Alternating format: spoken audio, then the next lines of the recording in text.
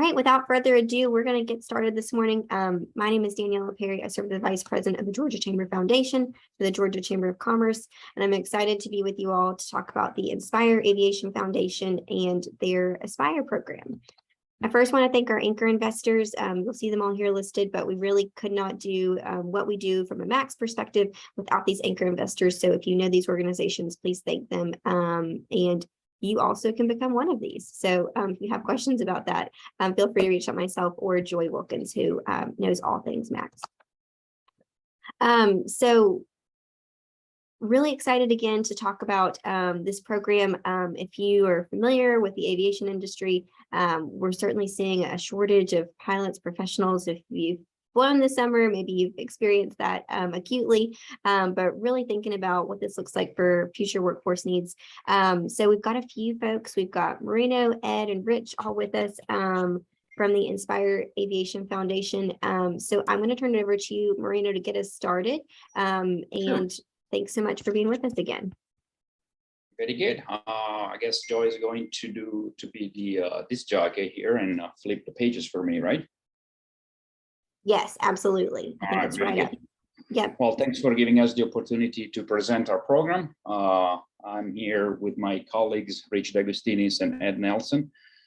We represent Inspire Aviation Foundation, and as well as our other board members. Latessa Meter was supposed to be on the call. Unfortunately, she's flying for the Air Force today, so we'll try to do a great job to make her proud of us. If you can start with the slide, Joy, please. And I'm going back and forth between my PowerPoint and Zoom. So quick introduction about who we are and what we do. The program is called Aspire, but obviously there is an organization and a 501c3 organization behind what we do. If you don't mind to move on to the other slide, this is a great phrase by Jean Piaget. If you're not familiar with Jean Piaget, look him up because it's very inspiring, some of his theories. We use this phrase in all our material and marketing messaging as well. Please move to the next slide. So we created this little table of contents. We're going to do an introduction about the Inspire Aviation Foundation. And then we are going to talk specifically about Aspire, our education program, and the accomplishments, and then the trajectory of our program. Move to the next slide, please. Okay. So Inspire Aviation Foundation is a 501c3 nonprofit organization, and it was born by a group of civilian and military aviation professionals, enthusiasts, as well as community leaders, and with the goal of bringing a world-class air and space museum and education center in the Atlanta metro area. We have a very ambitious mission, which is trying to electrify really the imaginations of those who might never even step foot inside a museum. And we would like to introduce them to an entire campus centered on an ecosystem of activities, engagement, including learning, entertainment, research and development, and tourism. The campus will be designed and built with the goal of stimulating both the personal growth and obviously financial growth of the community around it. We are at our, I guess, year 4 in our operations, and obviously, as everyone knows, COVID slowed down the entire planet. So we had to, I guess, cope with it. But we are definitely right on the right path right now. Joy, please go to the next slide. And this is a, you can probably click one more time and a text should appear. Here you go. This is a proposed rendering of the Georgia Air and Space Museum and Education Center right here, the Cal Peachtree Peachtree Airport. And our goal is very ambitious, is to really create a campus of activities, again, as the slide says, to bring people together to enjoy aviation, change lives, and hopefully invent the future.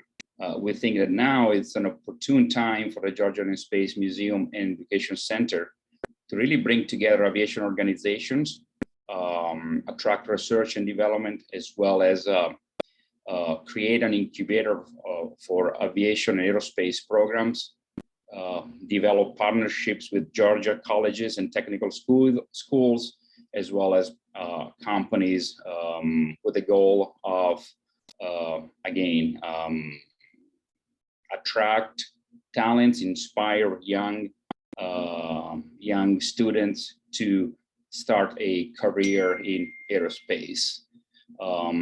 Our vision for this facility is really to be an eco center of tourism, business events.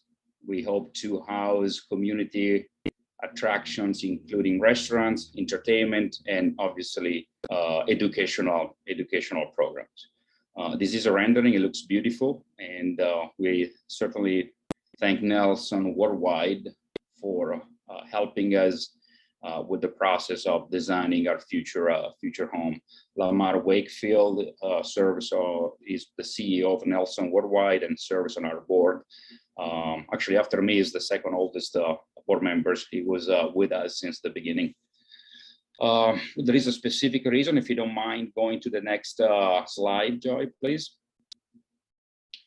Not sure how many are aware of Georgia Aerospace business, but Georgia is one of the top states when it comes down to aerospace business in the United States.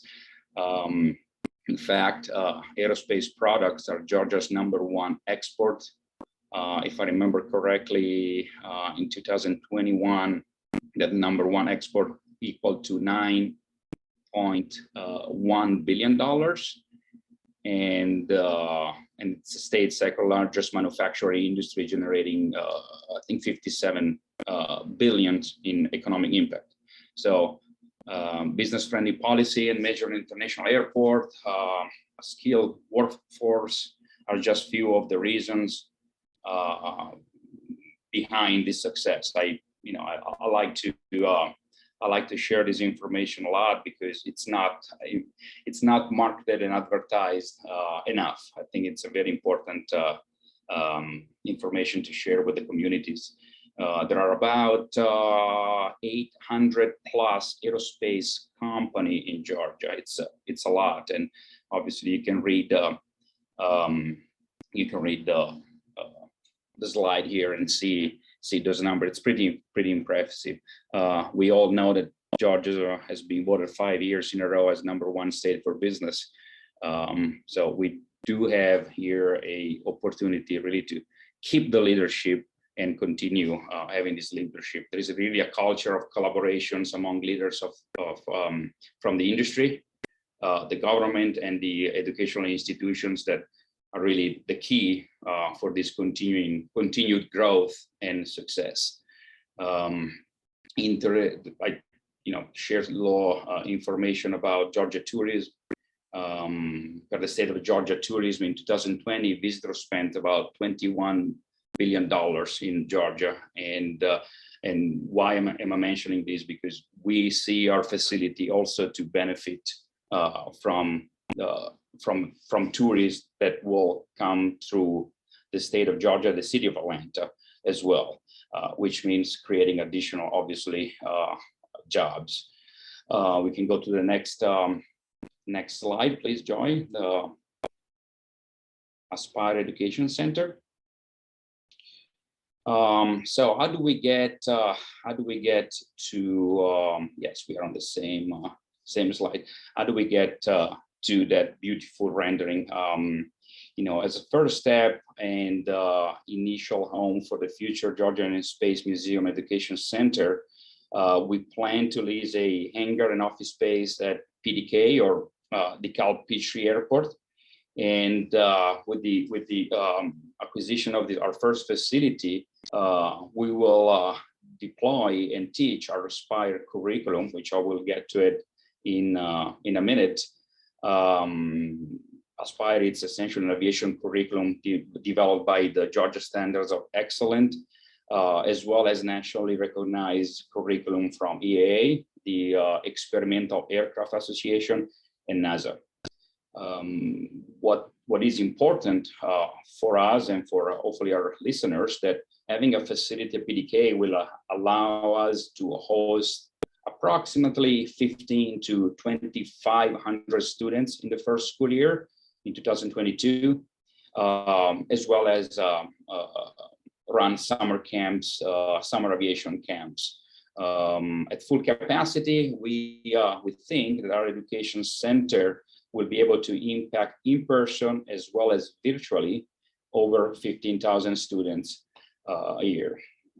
Obviously, being a education but also a museum facility, we will organize what we call aviation cultural events. So we plan to organize a variety of live aviation presentation covering different topics from early aviation history to modern aerospace. And these presentations will be noteworthy with noteworthy guest speakers. And obviously some will be accompanied by artifacts and airplanes and things that a museum obviously does as part of their programming. We are talking to a company called Dynamic Aviation out of Virginia. They have this great program called Next Gen Aviators program. And we hope to introduce this program to high school students. And the goal is to introduce them to technical jobs by providing hand-on exploration and a broad range of aviation careers, including aerospace engineering, parts fabrications, assembly, electronics, avionics, and flying. That's something I will touch in a minute. Aviation is not only flying airplanes. There is way more than that, and there are many more jobs that are often, I guess, shadowed by the pilot's job, which is really not the only profession in aviation. With this program, students will be able to perform hands-on activities based really on real-life applications, and we guide them through a series of experiences encompassing several types of aviation careers. And we hope the students will be intrigued by the engineering and design concepts and really being fascinated by the ideas such as metal working or electronics. The other program that we hope to deploy is a aircraft restoration and construction program. This program is actually offered in cooperation with the Ron Alexander Youth Aviation Program, which is a fantastic program started in 2013 by Ron Alexander, who unfortunately is no longer with us, but definitely is one of the people that inspire us to start this foundation. And essentially the goal, the program works in a way where students come to our facility. We'll have probably a small airplane, and we'll teach them how to do the basic essentially restoration techniques and basic skills of restoring, repairing, and maintaining an aircraft. And in return for their hours working in the program, students will be given the opportunity to earn a sport or a private pilot certificate. Essentially, we estimated, or we are planning actually rather, every 10 hours of restoration time will be converted into a 1 hour of flight time, obviously free of charge.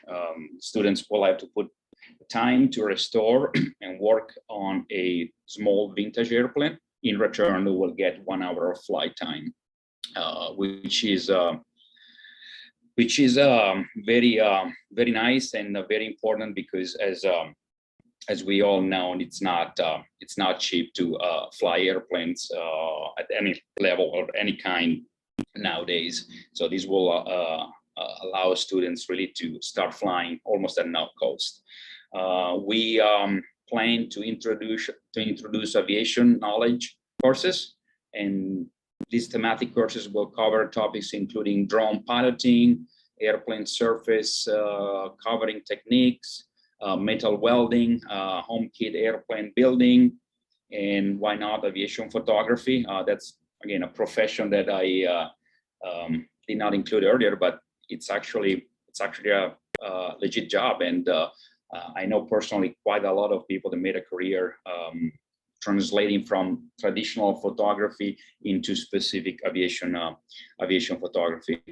And the curriculum again will be based on the Georgia Department of Education aviation standards developed jointly with industry leaders and corporations.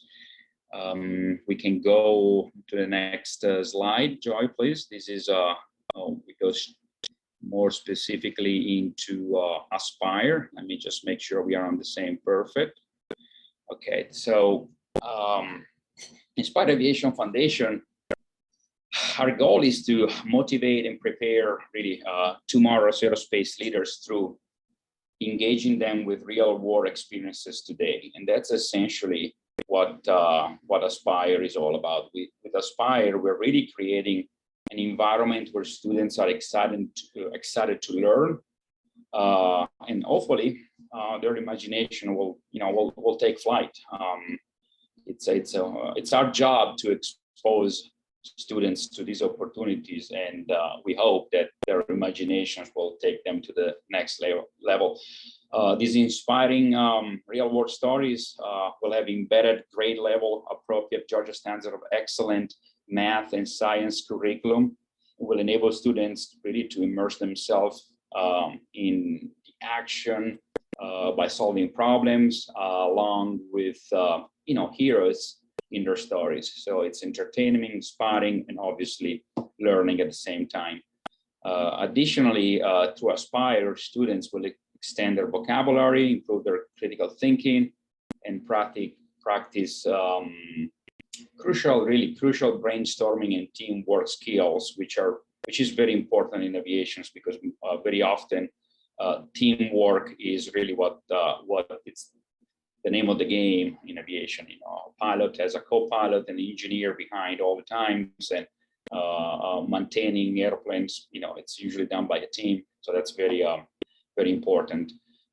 So in essence, Aspire is really designed to spark an interest, hopefully provide an educational foundation, and ignite that spark that will start their passion, and hopefully demonstrate that path forward and help students get step into challenging and rewarding career in the space industry.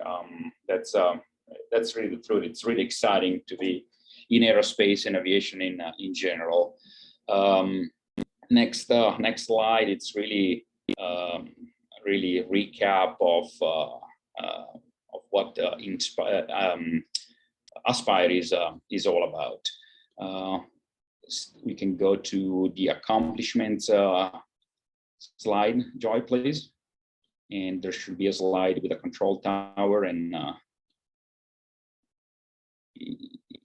perfect. So since Aspire was first started in spring of 2021, we estimated that we impacted over 650 students, and we think it's a lot. You can see some of our numbers. We had this summer 3 summer camps so far.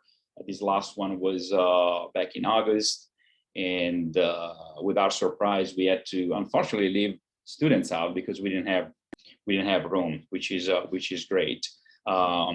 Aspire is introduced in several classrooms. We are actively working with the DeKalb County School District and the teachers of the district to essentially implement Aspire in their curriculum.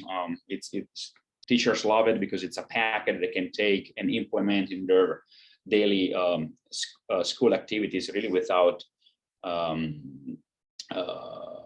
doing much. Our Latessa did a fantastic job being a teacher herself, designed this program to allow teachers to implement it fairly quick and without additional work. Big steps are really coming up. It's our first partnership with the school, where the principal is so excited really about the program that she's having the entire school going through the Aspire, or implement the Aspire program, and this should happen this fall. So that's exciting. This was a strategic move that we decided to pursue because not having a facility yet, we wanted to really start being impactful in the community. So having this educational program really allowed to do that. Not sure how many of you guys went through a startup for your company, but you have to start small and start with really anything you have to be meaningful. In our case, since we are aiming to build a big facility which will take several $1 million, we thought that by starting with a education program, which is again education, which is at the core of our mission, was going to be a very important strategic move, and it's paying off because the program is really working absolutely perfectly and seamlessly, again, with the school curriculums. And our goal is also to make it available to other counties, and as well as turn into a digital program so students can actually access from an iPad or a computer, essentially a web-based program. So obviously we intend to have a brick and mortar education center in the near future, and we're putting together the plan for how to start serve students in Georgia by hopefully finalizing that hangar that I mentioned earlier, which again will allow to deploy Aspire physically at a brick and mortar location. If you don't mind going to the next slide, Joy, please. Okay, next one. Okay, perfect. This is where essentially where we are. We are at engine start phase. We plan to fundraise for the education center and seed round for the museum. So the education center being that hangar I mentioned earlier. And our goal is to, again, build, open and operate the education center within few months. Very important also, once we do that, parallel to operating the education center, we aim to develop a master plan for the museum and future education center, which will require at least year and a half to develop. We have a company specialized in developing this type of facilities, and obviously we require a lot of money, time, and vision. So we want to start right away in developing master. To be honest, we already have started a master plan internal, but we will tweak it and improve it with the help of a company specialized in this type of work. We also have started an economic impact and feasibility study, which will be delivered in about 45 days. We use Johnson Consulting out of Chicago, which is a company specialized in economic impact and feasibility studies. Phase 2, it's really defined details for education center and museum master plan. The phase 2 will be obviously finalizing the master plan and really tweak it, making sure that it's applicable to our community and, more importantly, our budget. budget, which will be obviously translated into our hopefully a capital fundraising campaign to build our facility. We hope in between the taxing and takeoff phase really to finalize the construction plans and begin construction of the museum. And then take off, as implies, we hope to complete the construction of the museum and education center and start hiring staff and develop the overhead package to operate the museum and education centers, and eventually open to the public. And next slide, please. We could not do this, obviously, without other companies supporting us and actively really supporting us. And then I really mean it, because we have several aerospace and non-aerospace company believing in what we do. This is just the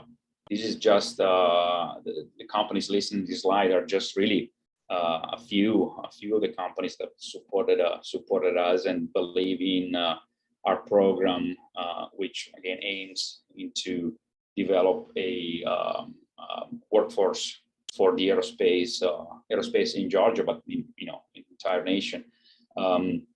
The Georgia Air and Space Museum ultimately and the education campus ultimately will become a centerpiece for economic and workforce development in Georgia, and we hope for the entire Southeast.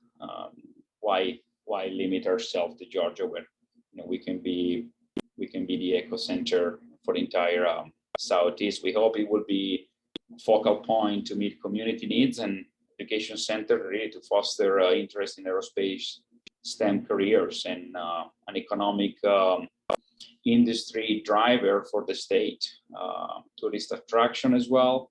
And really, I think the best way to define it would be a hub of activities for aviation professional enthusiasts. So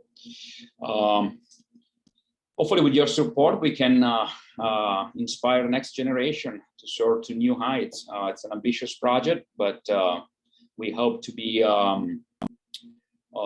this will take us to the last slide, 2026.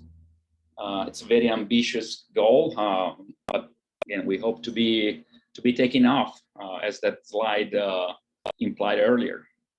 And we are just wanted to close this presentation with John Glenn's phrase, which is, I think it's a beautiful phrase. And again, we like to have these meaningful phrases pretty much all over our marketing material, because these phrases make you think. So with this, I conclude my presentation. And if you guys have any questions, more than happy to take them.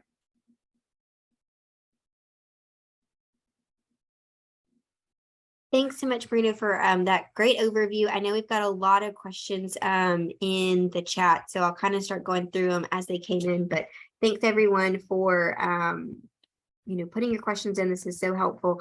I think the first one, Marina, I know y'all talked about your involvement with DeKalb County schools, but I know there's some questions within the chat too about, what specific schools in DeKalb you're working with, and then if y'all are looking to partner with other districts as well, kind of in the broader Atlanta community or thinking statewide, kind of what are y'all's plans?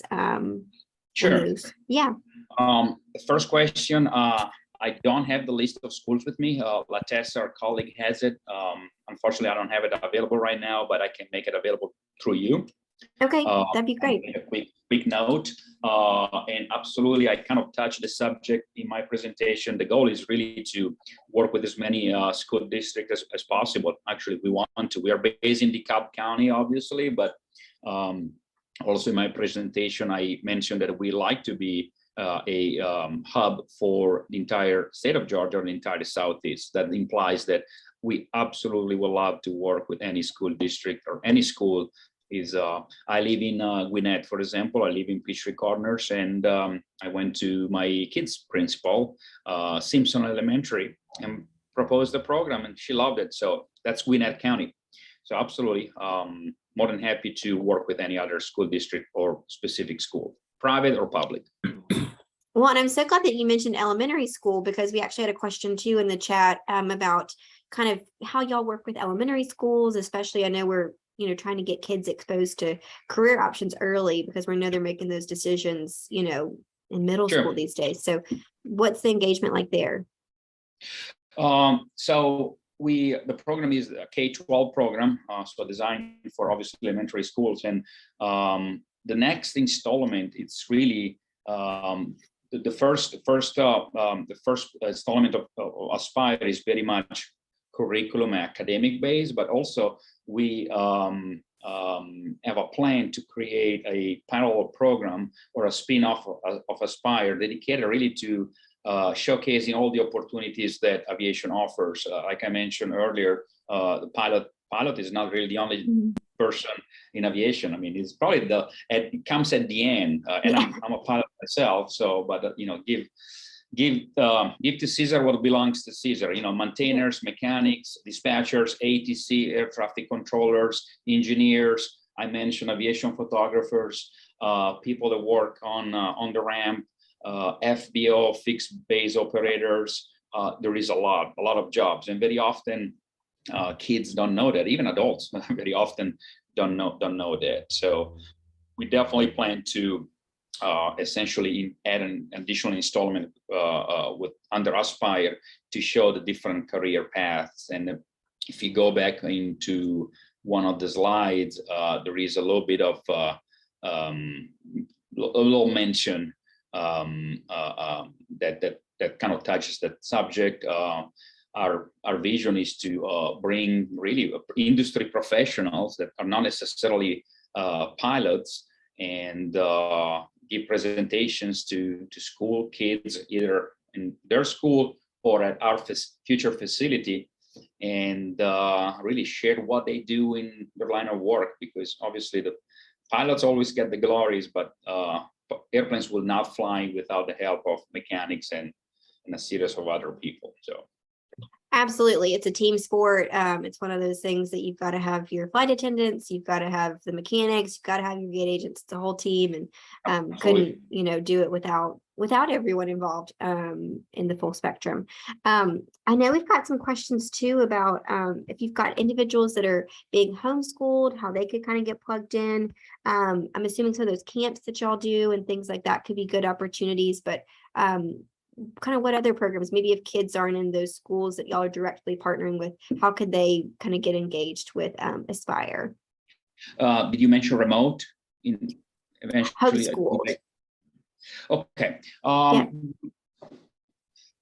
Well, the program, it's really designed to, it's a packet. So we're more than happy to give it to anyone, and then you can use it essentially the way you want it. It's already done very much. I guess the teacher will have just to take the time to read it through, and it was really designed with a teacher in mind, because Latessa Meter, the mastermind behind Aspire, is a teacher herself. She's a Air Force pilot, aerospace engineer, teacher, and hopefully future NASA astronaut. She's fantastic, and she thought of everything. Her goal was to make it easier on whoever is going to teach this program. And obviously, you don't have to be a teacher, really. It's very based on very simple principles. So we'll be more than happy to share the program with homeschooling parents and whatnot, because again, it's at the end of the day, it's a PowerPoint, PDFs, and YouTube links to videos of, again, industry experts. So it's really designed to be plugged in and be taught by anyone. I think that's great to know. I know we've got lots of questions in the chat too about y'all's slide deck and getting all this information and getting y'all's contact information. So I'm sure y'all are okay with kind of sharing all that information. And I know Joy will kind of handle getting the slide deck back out. Absolutely, we'll love to. We want to. We need to. We need to really spread this program as much as we can. Yeah. Great. Yeah. Our strategy, our strategy is to link with any organization that have a youth program to establish that link so we can work together. Absolutely. Wonderful. I know we've got a question too about those that maybe have been in formerly incarcerated or re-entering the workforce, you know, and thinking about that, is there kind of like, are y'all specifically focused on, you know, like K-12 students, or, you know, I know you're working with some of your technical college, like Georgia Piedmont Technical College. Is there a kind of a specific age that y'all are thinking of, or it's kind of really thinking about the full, you know, workforce spectrum from an elementary school to, you know, those that are in post-secondary? Yeah. Oh, great question. And yes, but definitely from a I guess a student perspective, yes, the full spectrum, you know, from first grade all the way to college. We are working with Georgia Tech. Professor Mavris at Georgia Tech we are developing a program where, you know, you can also touch some of the subjects and things you will study in college. But I think one thing that I really care for, because I'm very passionate for aviation, and you know, once you're passionate and interested in aviation, it really stays with you for your entire life. And I'm the perfect example, because I started flying professionally again at 43. Okay, I started 20, had a different career and went back in it. And one of our goals is really to allow adults from, you know, any ways of lives to be able maybe to either do aviation as a hobby or maybe as a career, because it's never too late to get into an aviation job. So whether you are a, you know, middle age or retired, there are so many opportunities. You know, at the museum, for example, we hope to have curators and people that will support our historic and educational programs. So I don't think there is an age limit when it comes down to aviation. Obviously, if you want to be a military pilot, you probably have to be young and in shape. But again, aviation offers so many jobs at any age. You can get into aviation, and one of our goals is definitely to have I guess educational programs for adults. And when educational, I mean letting people know what's available in their stage, the current stage of their life. Absolutely. And I think, you know, I'm so glad you mentioned the museum again, because we had a question from folks too about how y'all's museum is kind of going to differ from the one in Warner Robins. I know the one in Warner Robins is focused with the military base. Sure. Yeah. Like, great question. That's a question I like the most. Well, the reason we would like to build this museum, because traditional museums, what I call boxes full of airplanes like Warner Robins, unfortunately, they're not relevant anymore. For people like me and people of my generation, a little older, unfortunately or fortunately, I still love to go to Warner Robins and spend hours looking at those old planes, but our kids don't care. So in other words, the Museum of the Future has to be engaging, has to be entertaining, has to be immersive. Again, I'll go to Warner Robins and spend hours. I take my kids between 8 and 12.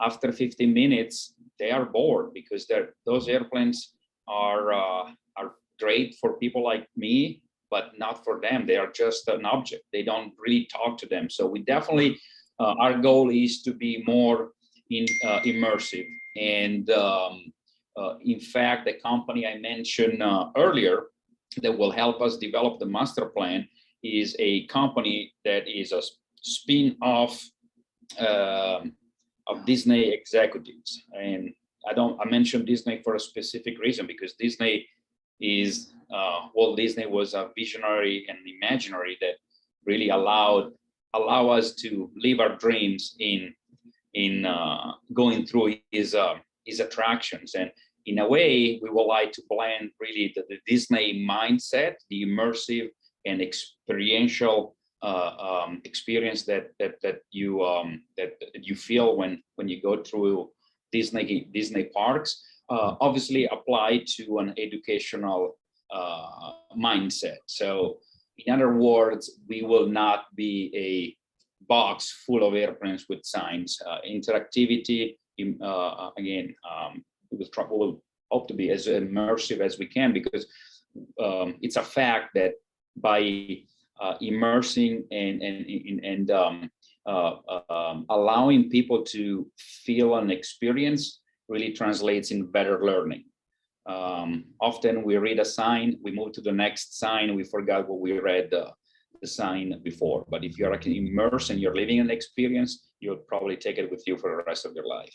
Mo, if I could add to what you're saying, simply put, we're trying to create a next generation interactive experience. Often it's easier to understand when you provide comparables. So if you think about the experience at the Civil Rights Museum downtown, or the World of Coca-Cola, or the Georgia Aquarium, all fairly recent in terms of their development.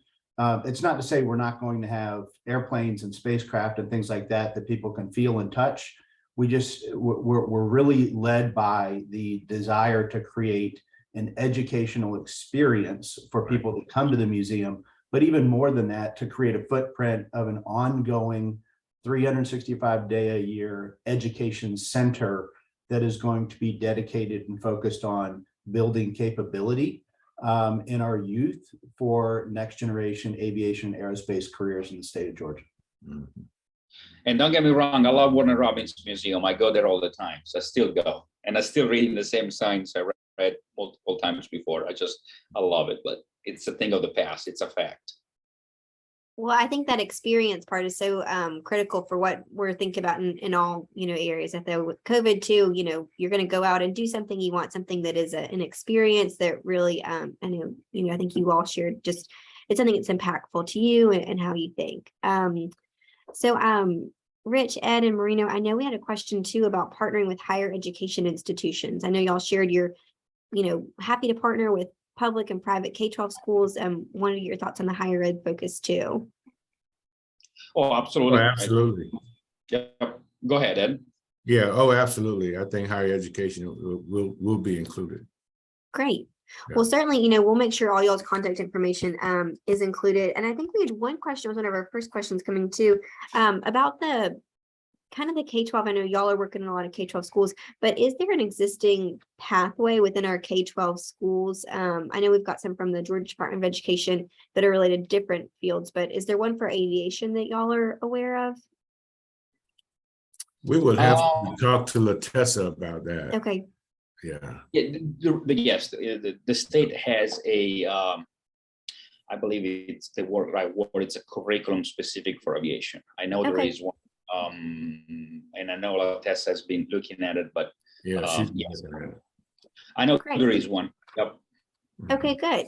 Well, just we can maybe Joy, we can link to that too if people have questions about it, so that everyone knows kind of how this program can build on that and they can both complement each other. I think that one thing we're hearing from an employer perspective is that getting information about careers and companies early to kids is so important, because most of the time whatever kind of careers they're exposed to at a young age is all that they think that's out there. So teacher, fireman, police officer, those are the things that they see every day. So I was wondering, how y'all are thinking about how to use this Aspire program in the museum to kind of maybe expose kids to some of those careers in aviation that they're not aware of, maybe air traffic control, mechanics, what are y'all's hopes for how this could kind of be a game changer in exposing kids to those careers in the aviation industry?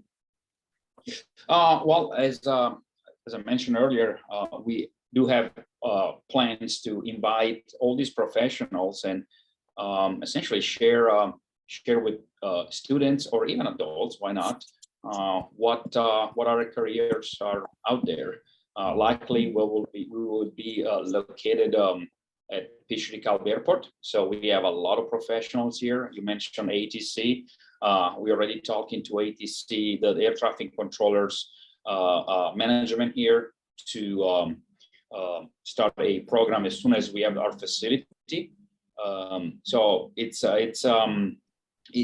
our mission really to expose everyone to the different careers and opportunities. So we will have definitely a dedicated program to allow everyone really to learn and understand what options are out there.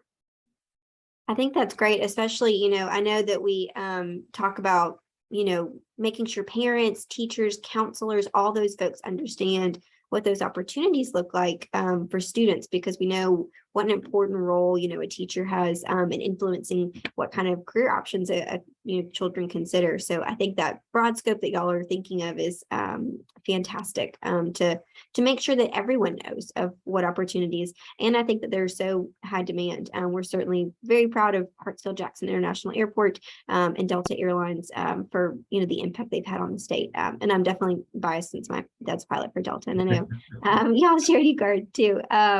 We've got another questions about kind of how the museum can kind of maybe also be a place for internships and work. Yeah, I'm ready the question. Okay, yeah, good. Well, absolutely. That's a must. And believe it or not, I'm getting emails all the times with that specific question. Unfortunately, we are not in a position to say yes, come on out, but hopefully we will be in that position. Yes, the answer is yes. Internships are absolutely a must do. We really see our future facility to create a cycle. We'll bring in kids at 6, 7 with mommy and dad to look at the museum, visit the museum, and then when they're a little older, when they get into the school system, start attending our classes, our courses.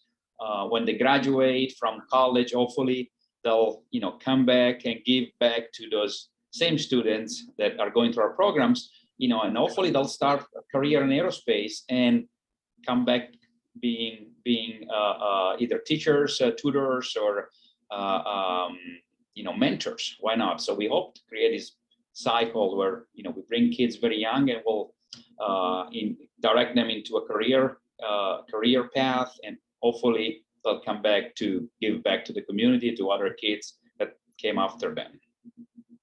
I think that life cycle is so cool and exciting. And I think it, has so many opportunities to engage so many different folks that are thinking about workforce and how do we continue to build this pipeline. Joy, thank you for including that information about the CTAE pathway in the chat. So y'all have questions. That's exactly what I was talking about. Perfect. Yep. Yeah. Thank you, Joy. I had, one question, before we start to think about wrapping up here, but, how can Max be a resource for y'all? I know we've got a lot of folks that have asked about, potential partnerships and getting engaged, and we're going to share y'all's contact information so y'all kind of find those opportunities to work together and see what's a best fit. Sure. But how can Max kind of, be helpful as y'all are, continuing this effort? And I know we're all excited about 2026, which is probably not that far away when we think about it. So. Well, networking, I think it's the key of the game. And first of all, we thank you very much for giving us the opportunity to present our program. Getting to know new companies, new professionals, it's the key. We think we have a good program, but I'm sure anyone can really suggest alternative ways of doing certain things. We are opening this center, which is going to be a much smaller scale. We are not opening that beautiful rendering that I show. It's gonna be a hangar space, and we're going to need essentially to buy everything from zero to a full furnished facility. So we definitely need the tools, we need the instruments, we need pretty much support. Financial support. Obviously, these things don't come for free. We need people excited in educating kids. So if I'm not sure really who's on the call, but if we have on the conference call, but if you're running a company and you have professionals, you have engineers, let them know that we're running these programs, and we will need educators that will help us run these programs as well. So we really need all the support we can get. And so go ahead, Rich. Just one thing I wanted to add is the folks that are online represent a lot of different constituencies and organizations and have a lot of different stakeholders. If what we shared with you this morning resonates and you think the people, the individuals, the students, the human beings that you support would find having this Georgia Air and Space Museum and Education Center part of what you guys do, part of their lives, then we would like to talk to you. You know, we are exploring a lot of different vehicles and strategies for support. One of those is vis-a-vis the state and or the federal government in terms of workforce development monies, things of that nature. But even just getting expressions of interest and support from fellow nonprofit organizations or you know, school districts, colleges, whatnot, for what we're doing would go a very long way for us building a case for getting the support we need from various constituencies, whether that be the state, corporations, foundations, you name it. So we'd like to talk to you, and we'll follow up with the appropriate contact information to create a pathway for those discussions. Wonderful. I know those letters of support really are so critical, Rich, to your point about building that case for support and showing how much the community and the state as a whole is behind this initiative. I know we've got so many folks that were interested in connecting with y'all, so we're really excited to share y'all's information. But just to close us out, wanted to turn it over in case y'all have any closing thoughts you want to make sure we hit before we move into closing remarks. So Rich, Ed, Marino, any closing thoughts for y'all? Well, I would just like to say that, remember, this is Georgia's program, not DeKalb County. We are reaching out to the entire area. And I think Love that's to hear that. Yeah. Yeah, absolutely. From a Georgia Chamber perspective, we've got airports all around the state, and I know they've got all this infrastructure they'd love to continue to build. We've got flights going on to Savannah and Macon. So certainly lots of opportunities. So Ed, that's a great point. Mm-hmm.